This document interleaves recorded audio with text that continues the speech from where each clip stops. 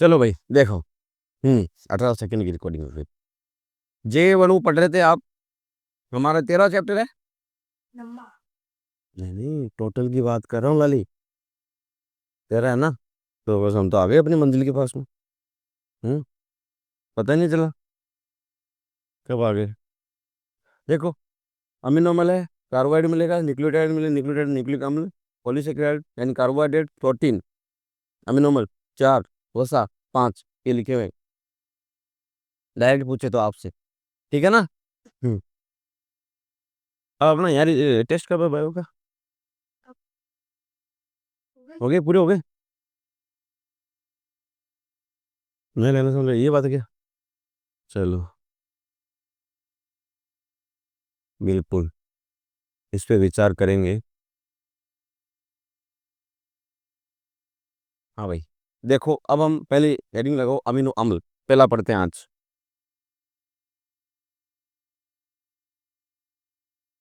Amino अम्ल।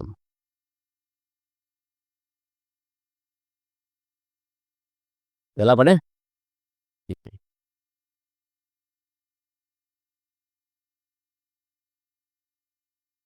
पहला तो है कि ये है अम्ल में क्या है? विले या अविले? विलय है साहब। अम्ल में विलय है। ठीक है। दूसरा पॉइंट ये है, कैसे हैं? छोटे कण हैं। छोटे कण हैं। आणविक भार कितना है?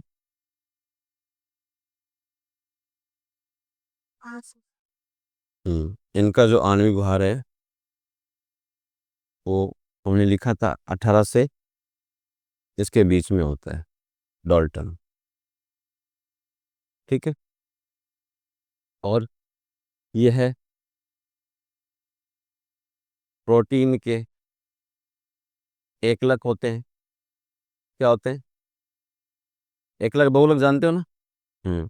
ये प्रोटीन के एकलक होते हैं, अर्थात प्रोटीन की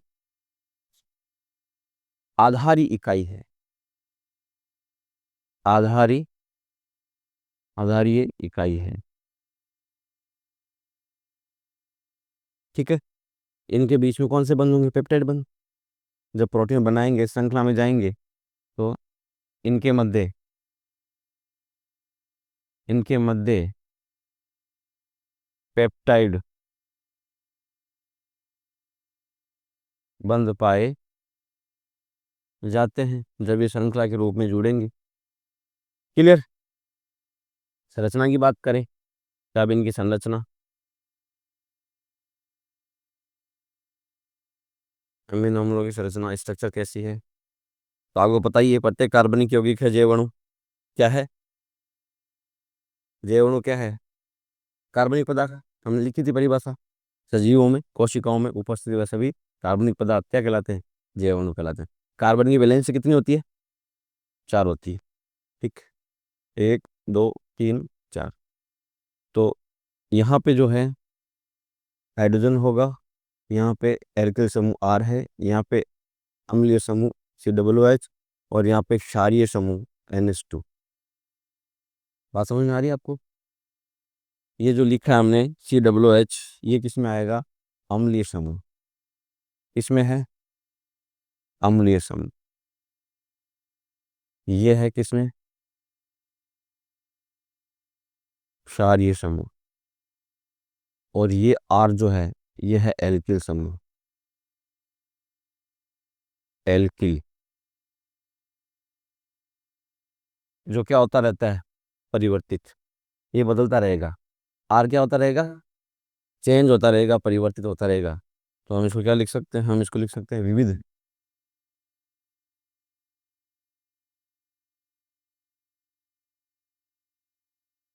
विविध रूप है ये।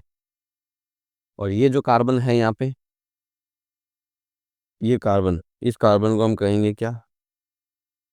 Alpha carbon. क्या कहेंगे? Alpha carbon.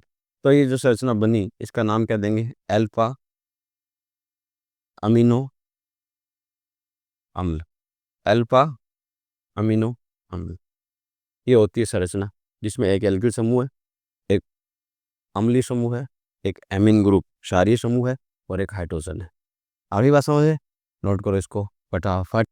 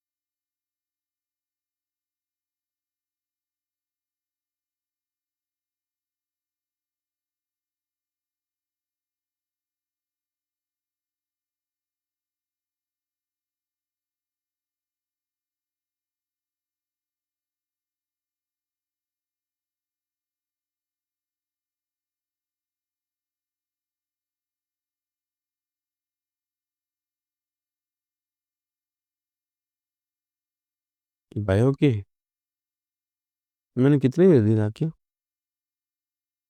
3 दे दी होगी, 3 दे दी, एक और बाकी है।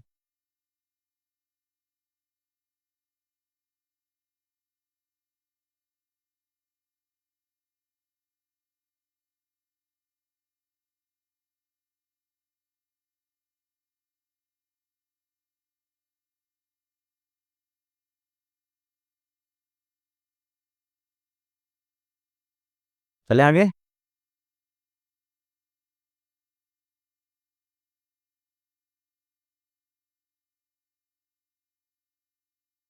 हम्म, अब हम बात करते हैं एक एनसीईआरटी कह रही है जीटर आयन। इसकी बात कर रही है एनसीईआरटी, जीटर आयन। देखो ये हमारे पास क्या है,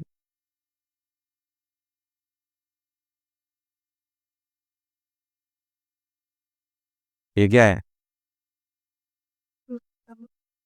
अमीनो अम्ल। आपने छोटी क्लासों में पढ़ा होगा कि एक तो होता है जो अम्ल का त्याग करता है, sorry H plus ion proton का त्याग करता है, और एक होता है जो H प्लस आयन को ग्रहण करता है। अम्ल क्षार उदाहरण आपने पढ़ी होगी 10th केमिस्ट्री में, पढ़ी थी ना? पढ़ी थी, झूठ मत बोलो। अम्ल क्षार अवधारणा पहला चैप्टर था रासायनिक, उसके अंदर पढ़ी थी। तो वहां पे बताया गया था कि साहब H प्लस आयन यानी हाइड्रोजन यानी प्रोटॉन का त्याग कौन करते हैं, अम्ल करते हैं या क्षार करते हैं? ग्रहण कौन करते हैं, अम्ल करते हैं या क्षार करते हैं? अम्ल ग्रहण करते हैं, एक आंसर आया है। और कोई? अच्छा, हाँ ऋतिक बॉस, अम्ल त्यागते हैं,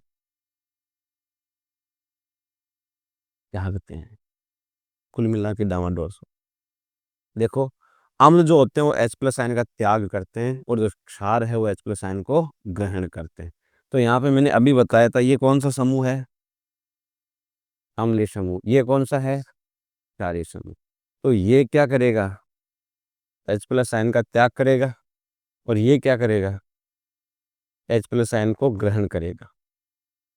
ठीक है, जब ऐसा होगा, जब ऐसा होगा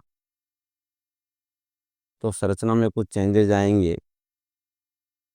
यहाँ पे C+O- और यहाँ पे NH2 की जगह NH3+। ये R रहेगा और ये H रहेगा। अब आप देख रहे हो इधर प्लस का एक, इधर माइनस का एक है, तो ये कैसा हो गया, उदासीन हो गया, न्यूट्रल हो गया। तो ये जो हमारे पास ज्विटर आयन बना, ये तो ज्विटर आयन है, ये क्या है, इसी को क्या बोलते हैं, ज्विटर आयन। इसमें इसमें ये कला कहाँ से है तुम लोगों में, क्या सर, अच्छा, नहीं कई बार ऐसे भी होता है सर, मैंने कहा हाँ बोले कुछ नहीं। इसमें आवेश का मान, इसमें आवेश का मान कितना है, शून्य है, इसलिए ये है, इसलिए ये है, क्या है, उदासीन है। ये बना आपके पास ज्विटर आयन। करो, नोट करो, इसमें लिख लेना, प्रोटॉन यानी H प्लस आयन का त्याग, प्रोटॉन आयन का ग्रहण।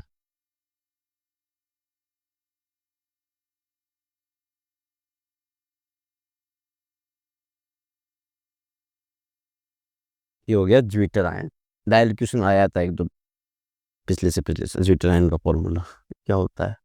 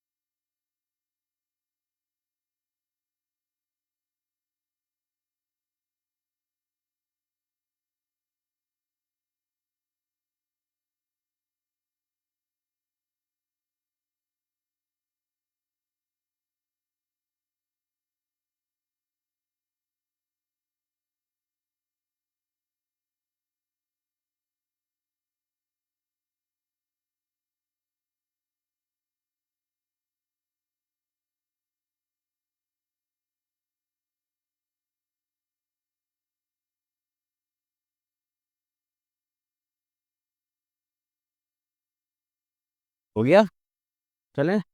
अब देखो एनसीईआरटी ये कह रही है कि अमीनोमल कहाँ से आए, कैसे आए, उनकी बात कर लें। ठीक है, इसी में ऐड करना है ये पॉइंट। आपके पास मेथन का फॉर्मूला क्या होता है, मेथेन CH4, फॉर्मूला लिखेंगे HHH। जब इवोल्यूशन हो रहा था, जैव विकास हो रहा था, तो हमें ये देखने को मिला था मेथेन वहाँ पे गैस मिली थी, हमें देख मेथेन वहाँ पे, और मेथेन से ही फिर क्या हुआ कि ये कार्बन और होता क्या गया कि ये H यहाँ से प्रतिस्थापित हुआ और इसकी जगह क्या आ गया, ये एच यहाँ से प्रतिस्थापित हुआ, इसकी जगह क्या आ गया, ये एच यहाँ से प्रतिस्थापित हुआ, एल्किल समूह, और यहाँ पे ये हाइड्रोजन रहा। आगे बात समझ में। तो एनसीईआरटी लिख रही है, क्या लिख रही है, अमीनो अम्ल, अमीनो अम्ल मेथेन के प्रतिस्थापी हैं, मेथेन के प्रतिस्थापी हैं, मतलब मेथेन से ही अमीनो अम्लों का निर्माण हुआ है। आया समझ में कि अमीनो एसिड कहाँ से आए साहब, जब इवोल्यूशन हो रहा था, जैव विकास हो रहा था, उस समय मेथेन से हाइड्रोजन आयन प्रतिस्थापित होते गए, उनकी जगह एसिड समूह और क्षार समूह ऐड हो गए और एल्किल समूह आ गया। इस प्रकार से कौन बने, अमीनो एसिड। नोट कर लो।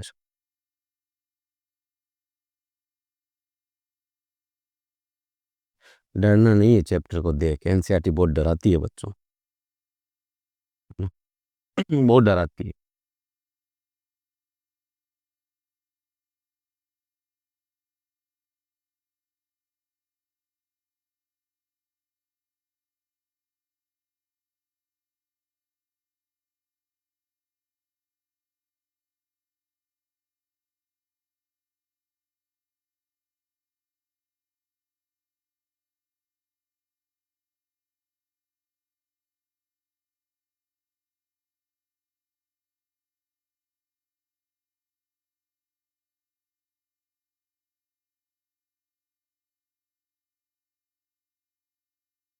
हो गया हो तो आगे चले, समझ में आ गया, अमीनो कैसे बने। अब एनसीईआरटी ने 3 अमीनो एसिड के बारे में बता रखा है, 3 अमीनो एसिड के बारे में बता रखा है एनसीईआरटी ने। एक का नाम है ग्लाइसिन, एक का नाम क्या है, ग्लाइसिन। एक का नाम है एलेनिन, कौन रहा है, हैं? कोई अंदर गया हुआ क्या? हाँ, दबा रहा है ये हमें। ग्लाइसिन, एलेनिन और सीरिन। एनसीईआरटी बात कर रही है 3 अमीनो क्या लिख रही है मैं, अच्छा लिख, पहले लिख दो। एक एक मिनट, ठीक। एक है ग्लाइसिन, एक एलेनिन और एक सीरिन। ग्लाइसिन में याद रखना बेटा, यहाँ पे एल्किल समूह की जगह क्या लगेगा, एच लगेगा। यहाँ पे बेटा एल्किल की समूह की जगह क्या लगेगा, CH3 लगेगा। और सीरीन में CH2OH लगेगा। तब तो फॉर्मूला बना सकते हो। अरे नहीं बना सकते क्या, बना सकते हो। हमें आपने बनाना सिखाया। कार्बन अम्लीय समूह NH2H, यहाँ पे H, ठीक है। ये सूत्र हो गया किसका, ग्लाइसिन का। एनसीईआरटी ने दे रखा है डराने के लिए हमें। ये कार्बन, ये एसिडिक ग्रुप, ये बेसिक ग्रुप, ये हाइड्रोजन, और यहाँ पे CH3, ये बन गया एलेनिन। ये कार्बन COOH, NH2H, CH2OH, ये बन गया सीरीन। तो आप देख रहे हो, मैंने इसलिए तो वहाँ लिखा था कि जो ये R है ये चेंज हो रहा है, बाकी ये सेम रह रहा है। R बदल रहा है, एल्किल समूह विविध है। कभी इधर से आवाज आ रही, कभी इधर से आवाज आ रही है। है क्या यहाँ पे, सब बढ़िया है। हाँ चलो, हैं? नोट करो भाई, ये 3 दे रखे हैं, ग्लाइसिन, एलेनिन और सीरिन। तो हमें आर को घुमाना है खाली, आर घूम जाएगा, बाकी फॉर्मूला हमारा तैयार हो जाएगा। तो जो एनसीईआरटी में है तो वो पूछ सकती है, पूछा जा सकता है एग्जाम में। एनसीईआरटी में जो है वो हमें पूरा ध्यान से देखना होगा, पढ़ना होगा।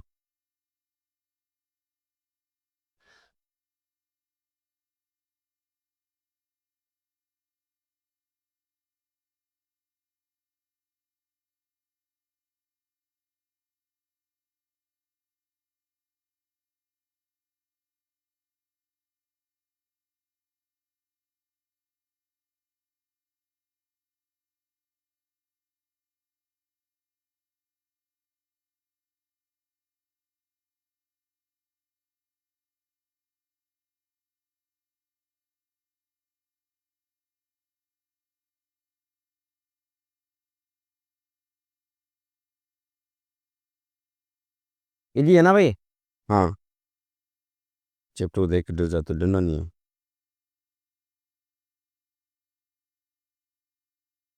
चले आगे। नहीं चले, हाँ मैं क्लिक।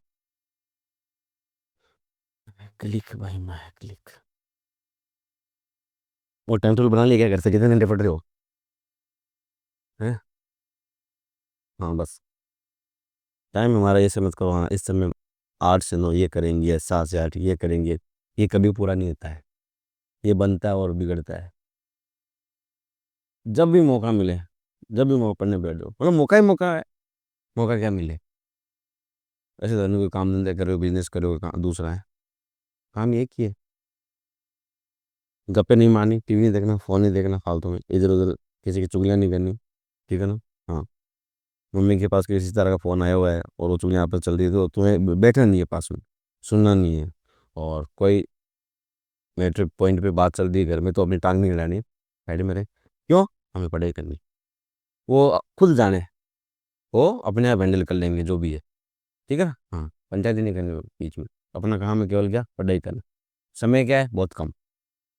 आ गया 17 तारीख को है ना एग्जाम, तो बस आज 3 तो गया, 10 दिन बचे हैं पैसे देके तो थोड़ा सा सेम बढ़ते हैं। हाँ चलो, अब देखो कुछ अमीनो अम्लों की बात कर लें कि क्षारीय अमीनो अम्ल, पहले देखना बोर्ड पे फिर एक साथ लिखना। तो 3 अमीनो अम्ल है। अच्छा, इससे पहले लिख लें टोटल अमीनो अम्ल, इसे एक पॉइंट लिखो, आगे लिखो।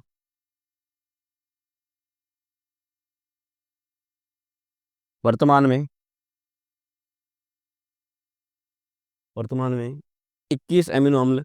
एनसीईआरटी कह रही है ना, वैसे लोग 22 भी बता रहे हैं, किताबों में 22 भी है, लेकिन एनसीईआरटी 21 के बारे में कह रहे थे, हमें 21 लिखना है। पहले 20 हुआ करते थे। ठीक है, अब 22 तक पहुंच गए हैं, कि 21 कह रही है एनसीईआरटी, तो आप लिखो वर्तमान में 21 अमीनो अम्ल। वर्तमान में 21 अमीनो अम्ल पाए जाते हैं। वर्तमान में 21 अमीनो अम्ल पाए जाते हैं। अब देखो बोर्ड पे, क्षारीय अमीनो अम्ल तो याद रखना 3 है। 3 है, आर्जिनिन, ठीक है, और लाइसिन, और हिस्टिडीन।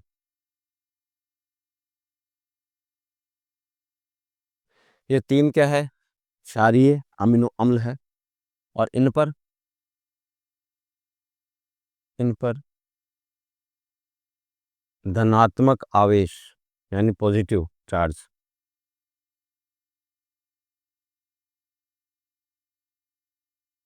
पाया जाता है। क्लियर? अगली बात करें, अम्ल, अम्लीय अमीनो अम्ल। 2 है। कौन है? 2 है, एस्पार्टिक अम्ल और ग्लूटामिक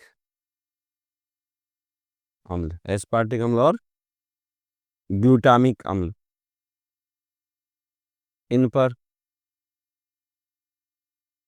नेगेटिव चार्ज, ऋणात्मक आवेश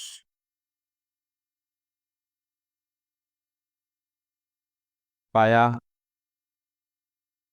जाता है। क्लियर? तो क्षारीय 3 है, आर्जिनिन, लाइसिन, हिस्टीन। अम्लीय 2 है, एस्पार्टिक और ग्लूटामिक एसिड या अमीनो अम्ल। अगली बात करें तो सल्फर, सल्फर युक्त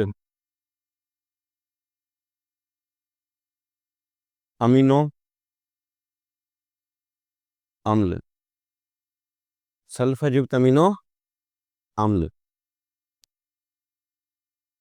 2 हैं। कितने हैं? 2 हैं। 2 में कौन कौन से हैं? एक तो मिथ्योनिन और एक है सिस्टीन। मिथ्योनिन और दूसरा है सिस्टीन। ये दो सल्फर युक्त एमिनो अम्ल है। आ रही बात समझ में? इसके बाद में बात करें तो हमारे पास अगला है एरोमेटिक, एरोमेटिक युक्त अमीनो अम्ल, अमीनो एसिड। एरोमेटिक क्या होता है? ये क्या पूछ लिया सर? अच्छा खासा बोर्ड पे आप लिख लेते, हम छाप लेते। आपने ये क्या पूछा? एरोमेटिक क्या होता है? ये भी 10th में पढ़ा है। हाँ ये पढ़ा है, मुझे पता है ना क्या होता है एरोमेटिक।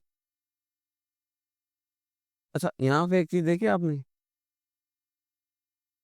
कीरेल कार्बन, हालांकि बायोलॉजी में तो काम करनी है आपके, लेकिन कीरेल कार्बन जो होता है वो कीरेल कार्बन होता है जिसपे चारों समूह अलग अलग होते हैं।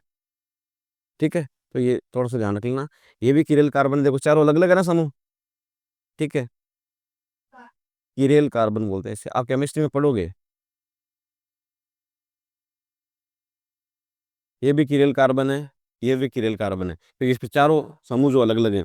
लेकिन यहाँ पे देखो, तो हम कह सकते हैं ग्लाइसिन में कीरेल कार्बन, कीरेल कार्बन नहीं होता है। ये भी इसमें ऐड कर देना भाई, ये केमिस्ट्री में आएगा, हालांकि बायोलॉजी में है नहीं इतना, लेकिन फिर भी याद आ गया तो बता दिया मैंने। ऐसा कार्बन जिसपे चारों समूह अलग अलग होते हैं वो कीरेल कार्बन होता है। लेकिन ग्लाइसिन में जो है वो चारों समूह जो है अलग अलग नहीं है, इसलिए उसमें कीरेल कार्बन नहीं या उपस्थित नहीं है। ठीक है ना? हाँ यहाँ पे हम बात कर रहे थे क्षारीय हो गए, अम्लीय हो गए, सल्फरयुक्त हो गए। एरोमेटिक की बात चल रही थी। एरोमेटिक क्या होता है, तो ध्यान रखना बच्चों, एरोमेटिक होता है जिसमें बेंजीन रिंग पाई जाती हो। क्या पाई जाती हो? देखी होगी ना बेंजीन रिंग।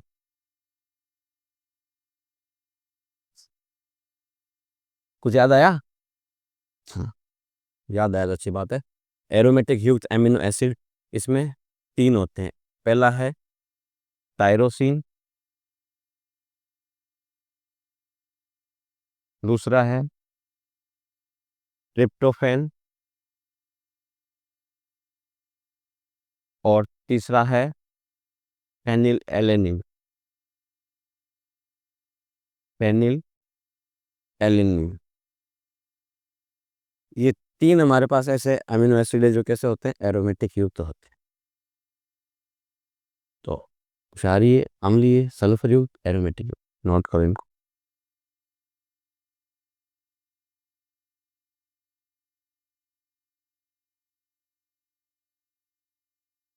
ये सर बनेगी।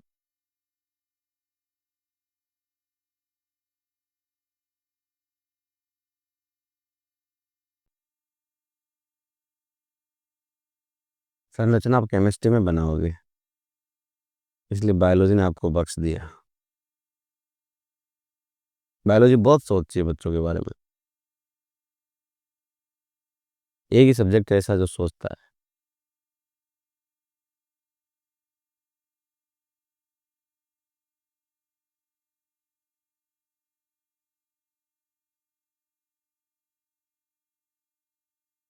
अच्छा ऐसे वैसे नहीं चलाते क्या?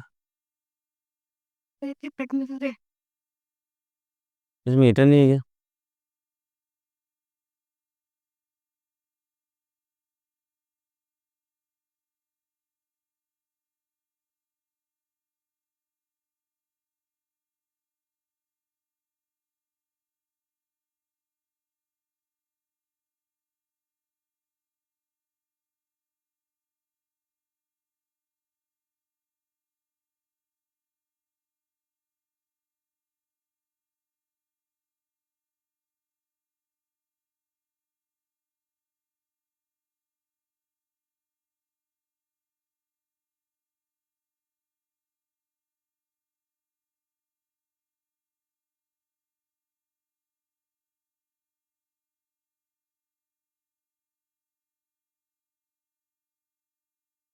ये ऐसे कैसे एमसीक्यू में पूछे जाते हैं भाई? निम्न में से कौन सा अम्लीय अमीनो अम्ल है? ठीक है ना?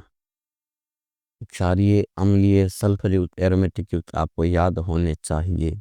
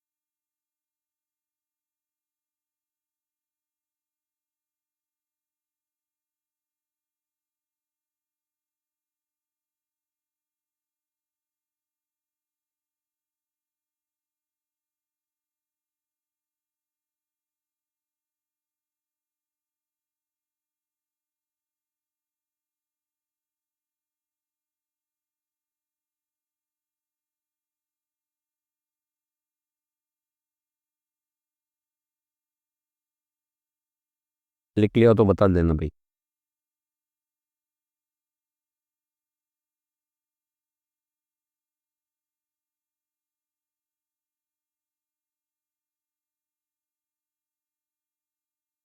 क्या हो गया देवी? हेड डाउन करके बैठ गई इसलिए पूछा। हम्म।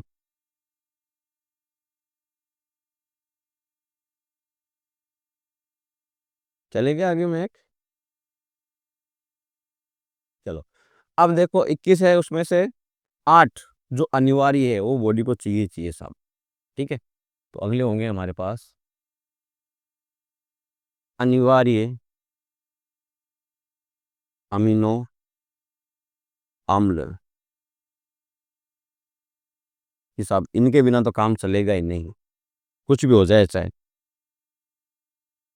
तो ये है, या इनकी संख्या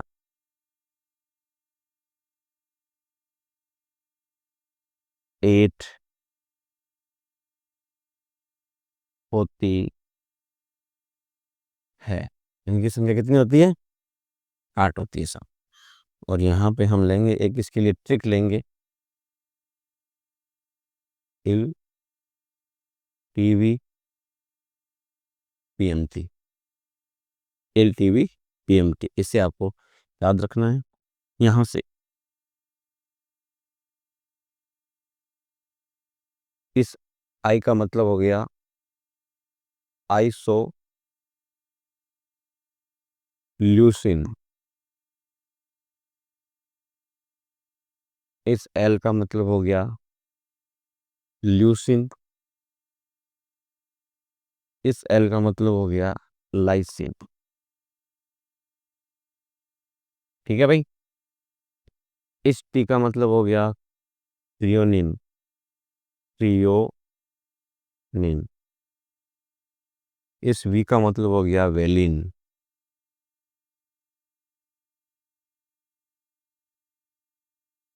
इस पी का मतलब हो गया फेनिल एलेनिन।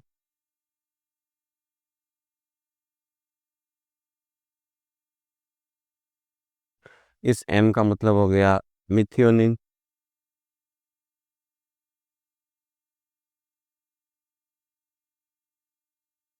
और इस टी का मतलब हो गया ट्रिप्टोफैन। ये 8 एमिनो एसिड है बेटा, जो हमारे लिए अनिवार्य है, आवश्यक है। कौन कौन से? Isoleucine, leucine, lysine, threonine, valine, phenylalanine, methionine, tryptophan. लिख डालो इनको।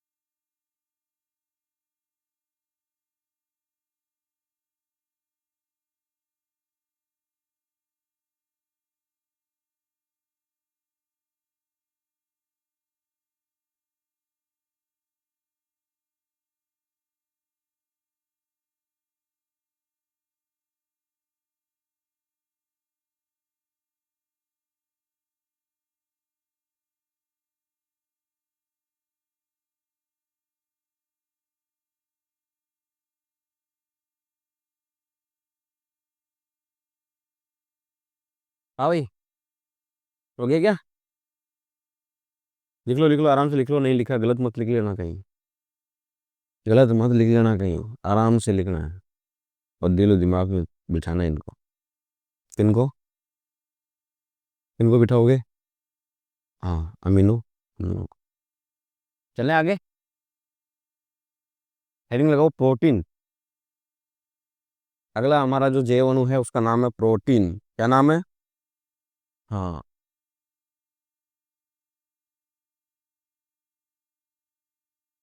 प्रोटीन। टी से थ्रियोनिन।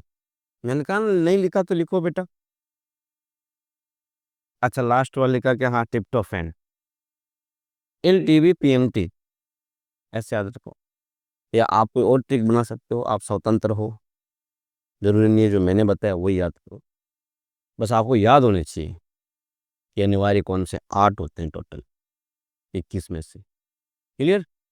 अब देखो प्रोटीन क्या भाई, आने तो प्रोटीन के बारे में कुछ तो। सर ये अमीनो अम्ल के बहुलक होते हैं। पहला पॉइंट तो ये रहेगा, क्या होते हैं? अमीनो अम्ल के बहुलक होते हैं। और कैसे होते हैं? यह है विषम बहुलक। विषम बहुलक का मतलब क्या है यहाँ पे? यह है विषम बहुलक है। विषम बहुलक का मतलब है सर कि जो प्रोटीन बना है वो अलग अलग अमीनो एसिडों की श्रृंखला है, अलग अलग अमीनो अम्ल की एक चेन श्रृंखला है, इसलिए विषम। अगर एक जैसे होते तो सम। तो ये विषम बहुलक है। अच्छा, किसमें आएंगे? यह है बड़े अणु है, बड़े अणु है ना, बड़े अणु है तथा अम्ल में कैसे हैं? अविलेय। अम्ल में अविलेय है। कौन? प्रोटीन। ठीक है, इसके बाद में और प्रोटीन के बारे में, इनमें कौन से बंध पाए जाते हैं प्रोटीन में?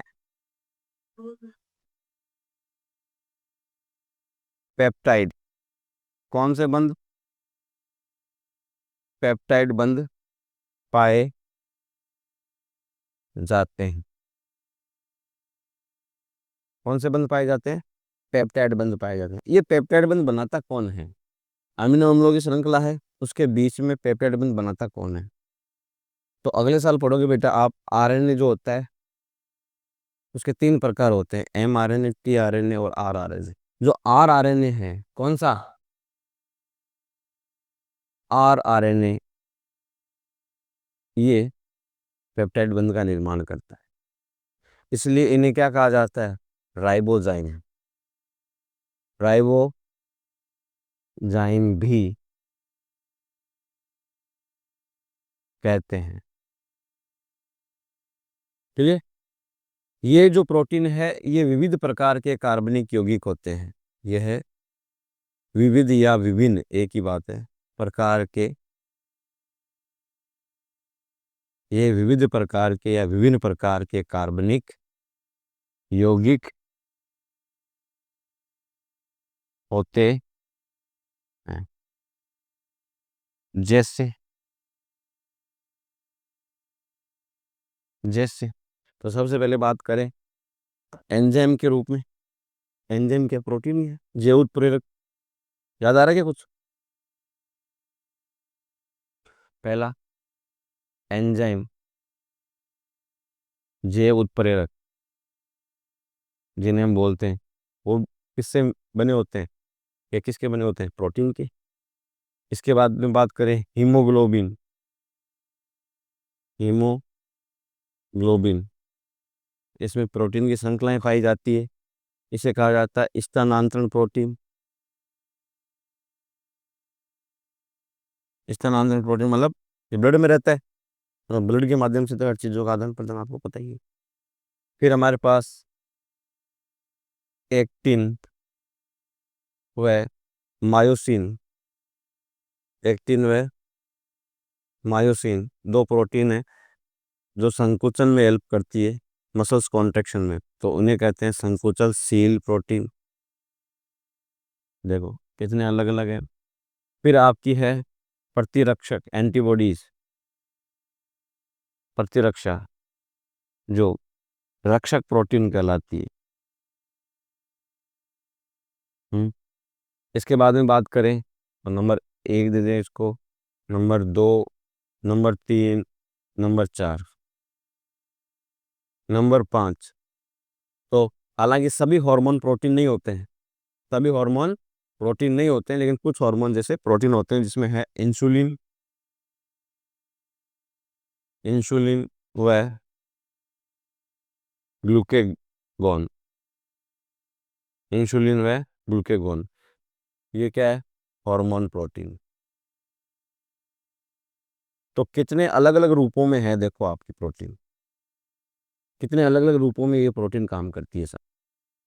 एंजाइम, हीमोग्लोबिन, एक्टिन, मायोसिन, प्रतिरक्षा, तुरक्षक, संकुचनशील, स्थानांतरण, जैव उत्प्रेरक और हॉर्मोन्स के रूप में। अच्छा, दो प्रोटीन का नाम याद रखना बेटा, दो प्रोटीन के नाम याद रखना। हम्म, एक तो हमने पढ़ा था, नंबर 1 रूबिस्को, कहाँ पढ़ा था ये? हाँ, ये C3 और C4 दोनों में आया था। तो ये जो है जैव मंडल में पाया जाने वाला सर्वाधिक प्रोटीन, जैव मंडल में पाया जाने वाला सर्वाधिक प्रोटीन है। और number 2 collagen protein, collagen protein, ये बेटा ध्यान रखना, जंतु जगत में, जंतु जगत में सर्वाधिक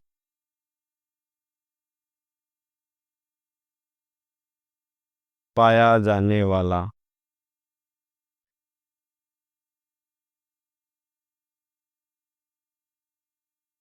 प्रोटीन है। आ रही क्या बात समझ में?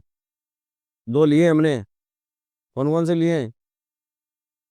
एक हमारे पास आया है रूबिस्को, और एक है कोलेजन प्रोटीन। रूबिस्को तो जैव मंडल में सर्वाधिक मात्रा में पाया जाने वाला प्रोटीन है, और कोलेजन प्रोटीन किस में पाया जाता है? जंतु जगत में सर्वाधिक मात्रा में पाया जाता है। इधर जो इन्फॉर्मेशन है प्रोटीन के बारे में, अमीनो अम्ल के बहुलक है, विषम बहुलक है, बड़े अणु अम्ल में अविलेय है, इन्हें पेप्टाइड बंध पाया जाता है। पेप्टाइड बंध कौन बनाता है? आरएनए बनाता है, जिसे राइबोसोम भी कहते हैं। विविध प्रकार के कार्बनिक यौगिक होते हैं प्रोटीन, जैसे जैव उत्प्रेरक, स्थानांतरण प्रोटीन, संकुचनशील प्रोटीन, रक्षक protein, hormone protein. Clear? Note करो, बाकी करते हैं कल। इसको सेव कर देना बेटा ना।